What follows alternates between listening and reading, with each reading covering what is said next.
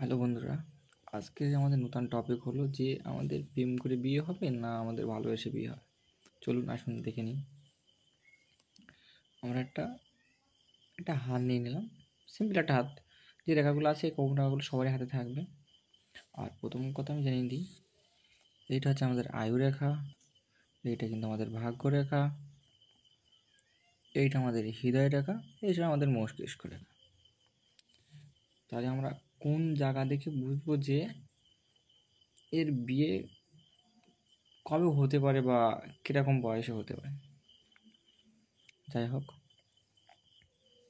বেশিরভাগ মানুষ এইখানটায় দেখে নির্বাচন করে যে তার বিয়ে এরম বয়স হবে, এরকম একটা সামথিং করে।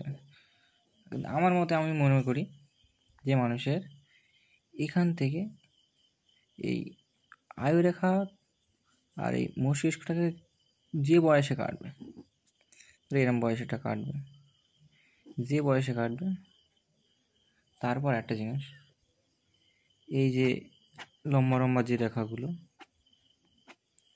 এই রেখাগুলো থেকে আমরা কিছুটা নির্ধারিত করি, মানে নিজেরা করি আর কি।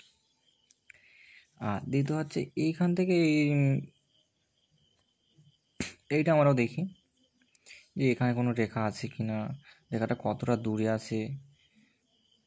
যদি কোনো মানুষ এখান থেকে আমরা এটা 50 ধরি, এটা আমরা ধরি 50,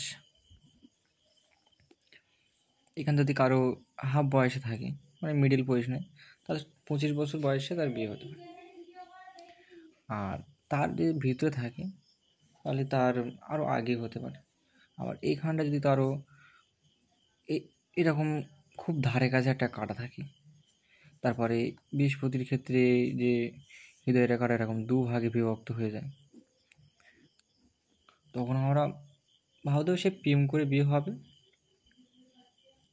প্রেম করে সে বিয়ে করতেই হবেই, মাস্ট। দ্বিতীয়, এই সূর্যরেখা যদি কারো হাতের থেকে থাকে, যদি এখানে একটা ত্রিভুজ থাকে, এরকম একটা ত্রিভুজ হয়, সে অবশ্যই প্রেম করে বিয়ে করবে। আর বেশিরভাগ এইখানটাকার যদি কোনো রেখা থাকে, তখন সে মানুষের সেই বয়সে বিয়ে হয়। তাহলে এইখান থেকে আমরা ধরবো, এটা ধরো আমরা 100 বছর ধরো, এইখান থেকে এটা আমরা 100 বছর ধরো, তাহলে এটা কত হচ্ছে 50। তাহলে এরকম ধরো 50-এ হবে, কেন হবে 25, তাই এরকম 25 হবে, এরকম 20, 25, এরকম জাস্ট এরকম করে আমরা হিসাব করে নেব।